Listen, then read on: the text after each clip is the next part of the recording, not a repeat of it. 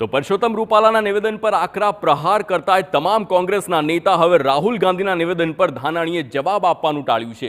રાહુલ ગાંધીનું નિવેદન યોગ્ય છે કે નહીં તે સવાલ પર જવાબ ન આપીને નીકળી ગયા ધાનાણી। ધાનાણીને પૂછ્યું હતું કે રાહુલ ગાંધીનું નિવેદન યોગ્ય છે કે નહીં।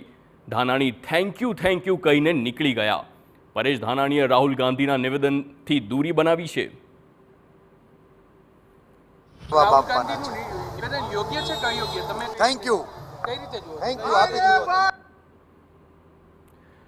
રાહુલ ગાંધી પર તો પરેશ ધાનાણીએ જવાબ આપવાનું ટાળ્યું, પરંતુ તેઓ ભાજપ પર વરસવાનું ન ભૂલ્યા। ભાજપ રાજકીય રોટલા શેકી રહી છે તેમ ધાનાણીના આક્ષેપ।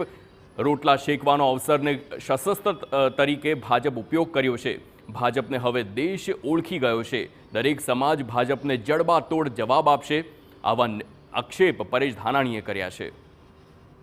પણ જેવા રાજકીય રોટલા શેકવા માટે ક્યાંય અવસર મળ્યો તો એ અવસરને શસ્ત્ર તરીકે ઉપયોગ કરી ભાજપના નાનામાં નાના કાર્યકર્તાથી દેશના પ્રધાનમંત્રી જવાબ આપી રહ્યા છે। તમે સમાજને ફરી પાછા ક્યાંય જાતિ, કોમ અને ભાષા વચ્ચે બાંટવાનો પ્રયાસ કરી રહ્યા છો। દેશ તમને ઓળખી ગયો છે। ભારતીય જનતા પાર્ટીને 18 વરણ એક થઈ અને આવતી ચૂંટણીઓમાં જડબાતોડ જવાબ આપવાના છે।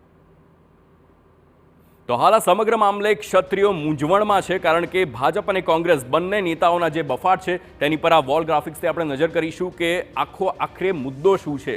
તો ક્ષત્રિય મૂંઝવણમાં છે અને કોનું કરવું સમર્થન। રૂપાલાના વિવાદિત નિવેદન બાદ હવે આ નવો વિવાદ સર્જાયો છે, કારણ કે રાહુલ ગાંધીનું પણ આ નિવેદન આવ્યું। રાહુલ ગાંધીએ રાજાઓ અંગે કરેલા નિવેદનથી આ સમગ્ર વિવાદ છે તે હાલ ચરમસીમા પર છે, કારણ કે રાહુલ ગાંધીએ પણ રાજા મહારાજાઓ અંગે જે નિવેદન કર્યું હતું, રાહુલે કહ્યું હતું કે રાજાઓ ઈચ્છે તેમની જમીન લઈ લેતા હતા।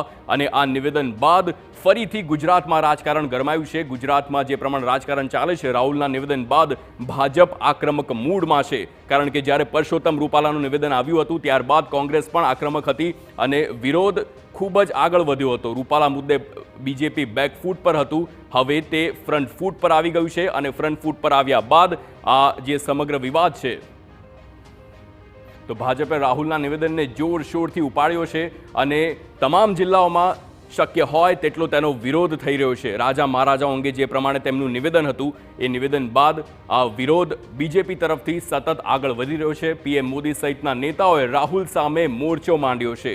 તો કરણી સેનાના અને ક્ષત્રિય આગેવાનો પણ રાહુલની સામે પડ્યા છે અને તેમણે જે નિવેદન આપ્યું હતું તેનો વિરોધ થઈ રહ્યો છે। રાહુલના નિવેદનને લઈને ક્ષત્રિયો મૂંઝવણમાં મુકાયા છે કે હવે સપોર્ટ કરવો તો કોને કરવો, કારણ કે એક બાજુ પરસોત્તમ રૂપાલાનું નિવેદન તો બીજી બાજુ રાહુલ ગાંધી, આ તમામની વચ્ચે હાલ ક્ષત્રિયો મૂંઝવણમાં છે। રાહુલના નિવેદનનો કેટલો વિરોધ કરવો તે અંગે પણ સવાલ છે।